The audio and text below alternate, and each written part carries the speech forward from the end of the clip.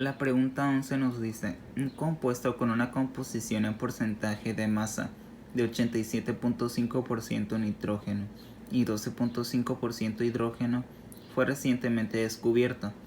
¿Cuál es la fórmula empírica de este compuesto? El primer paso es dividir el porcentaje de cada elemento entre su masa atómica. En el nitrógeno nos quedaría 87.5% entre 14 gramos mol y en el hidrógeno 12.5% entre 1 gramo mol, lo que nos arrojará estos resultados. Luego seleccionaremos el resultado menor y ese lo dividiremos entre cada uno de ellos, es decir, 6.25 entre 6.25 y 12.5 entre 6.25, lo cual nos da 1 y 2. Estos es el número de átomos que hay en el compuesto, es decir, como aquí me dio 1, va a haber un nitrógeno. Como me dio 2 de hidrógeno, habrá 2 átomos de hidrógeno, lo que me queda que el compuesto es NH2. Y el inciso correcto es el A. La pregunta 12 nos dice, ¿cuál es el coeficiente para el dióxido de carbono cuando la siguiente reacción es apropiadamente balanceada? Y tenemos ahí C4H10, que vendría siendo butano, más oxígeno, produce dióxido de carbono más agua. Para esto, pues solamente balanceamos la ecuación, ya sea mediante el método algebraico o simplemente por tanteo. Y aquí se encuentra la reacción ya balanceada. Y como podemos observar, el número de moles del dióxido de carbono es 8. Por lo tanto, la respuesta correcta es la D. La pregunta 13 nos dice, ¿cuántos átomos de potasio están presentes en 57.7 gramos de hexafluoromanganato de potasio? Y nos ponen ahí un recordatorio de que un mol es igual a 6.022 por 10 a la 23 átomos. Primero tenemos que calcular cuántos moles son 57.7 gramos de ese compuesto. Para ello, dividimos esa masa entre la masa atómica del compuesto, que me dio un aproximado de 247.1 gramos mol. A partir de estos moles, lo multiplicaremos por el número de Avogadro para saber cuántos átomos hay. Y también por 2, que es el número de átomos que hay de potasio en ese elemento. Y nos dará 2.81 por 10 a la 23 átomos. Por lo que el inciso correcto es el B. La pregunta 14 nos dice, calcula el porcentaje en rendimiento de hierro si 950 gramos de óxido de hierro se sometieron a la reacción mostrada y 533 gramos de hierro fueron aislados de la mezcla de reacción. Y aquí nos muestran la reacción. Para ello solo es necesario establecer una relación de masa entre los reactivos que involucran al hierro y también a los productos que involucran al hierro. Para ello tomamos de base la masa atómica del óxido de hierro, que es 231.57 gramos, y también la masa de un mol de 55.85 gramos de hierro, pero lo multiplicaremos por 3 porque en esta reacción se producen 3 moles. A partir de esta relación se puede calcular mediante una regla de 3 cuántos gramos de hierro se producen. Por lo tanto, decimos 950 gramos de óxido de hierro, ¿cuántos gramos de hierro producen? Hacemos la regla de 3 y nos da un resultado de 687.3 gramos de hierro. A partir de este resultado podemos calcular cuánto representa 533 gramos del 100% y nos debe de dar 77.5%. Por lo que el inciso correcto es el C. Continuamos con la pregunta 15 que dice: en la siguiente reacción, ¿cuál elemento es el agente oxidante? Y nos muestra 3 moles de cobre más 8 moles de ácido nítrico. Produce 3 moles de nitrato de cobre 2 más 2 moles de monóxido de nitrógeno. Para ello es necesario calcular el número de oxidación de los reactivos y de los productos. Aquí el cobre no está unido a ningún elemento, por lo que su número de oxidación debe de ser 0. El ion nitrato presenta una carga de menos 1, por lo tanto para sumar 0 debe de tener el número de oxidación más 1 el hidrógeno. El nitrógeno debe de tener el número de oxidación más 5 y el oxígeno de menos 2. Aquí el cobre ya está unido en un elemento y este elemento tiene un subíndice de 2, por lo que el número de oxidación del cobre debe de ser más 2. En este producto, que se llama monóxido de nitrógeno, el elemento oxígeno tiene una carga de menos 2. Por lo regular, al momento de unirse a otro elemento siempre presenta esta carga.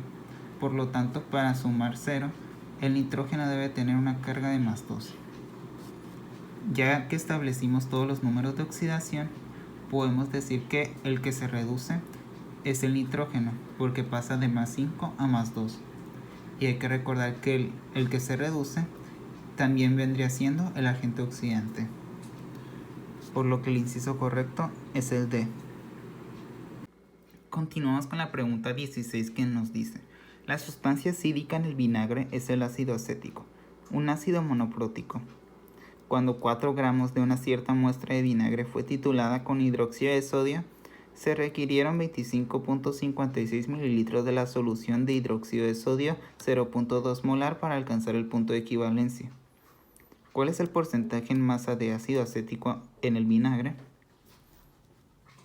Bueno, para empezar debemos de plantear la reacción del problema, que es ácido acético más hidróxido de sodio que se necesitó para titular, que produce acetato de sodio más agua.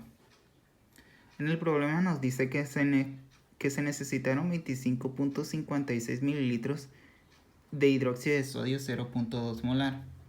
A partir de eso podemos calcular los moles, multiplicando 0.2 molar por 25.56 litros entre 1000 mililitros. Esto nos da 5.112 por 10 a la menos 3 moles.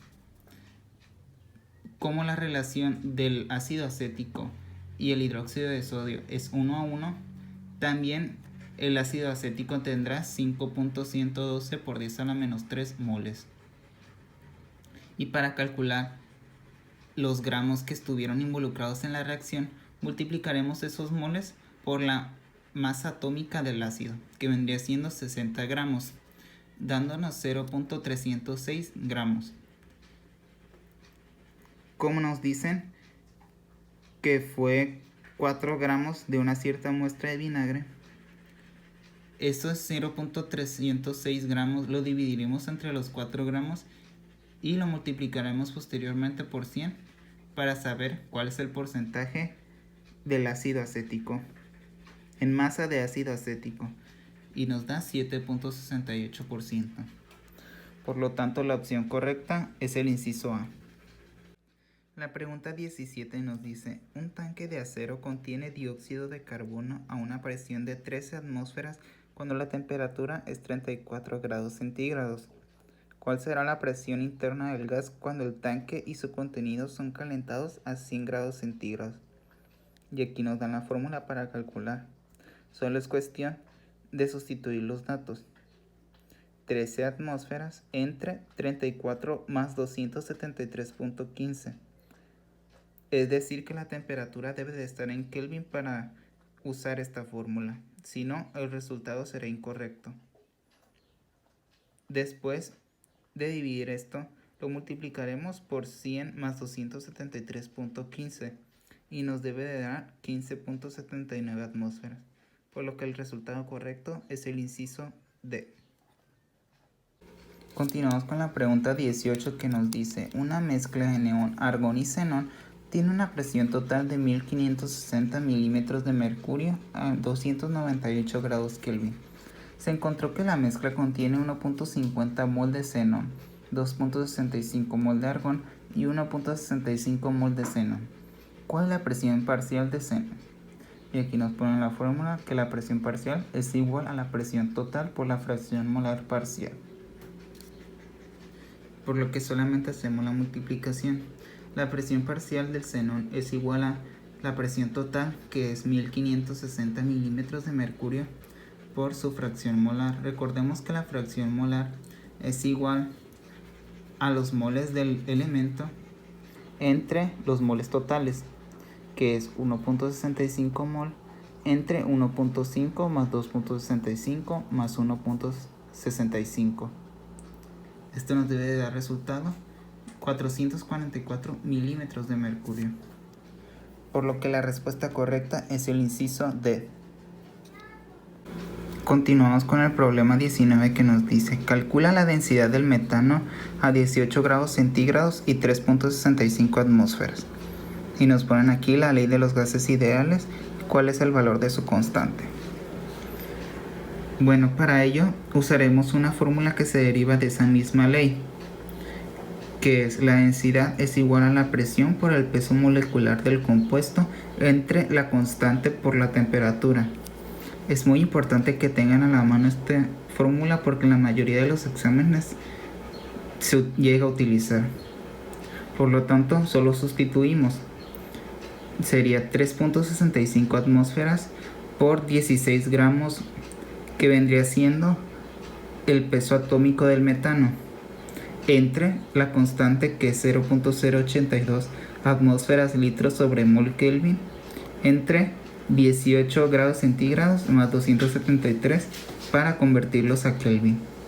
Y nos debe de dar que la densidad es de 2.45 gramos sobre litro. Por lo tanto, el inciso correcto es el inciso B. El problema 20 dice: la serie de números cuánticos que describe correctamente un electrón en una orbital 3p es... Esto se puede deducir a partir de una tabla de números cuánticos que creo que ya les proporcionó mi zona Berta, que viene siendo la que ven aquí.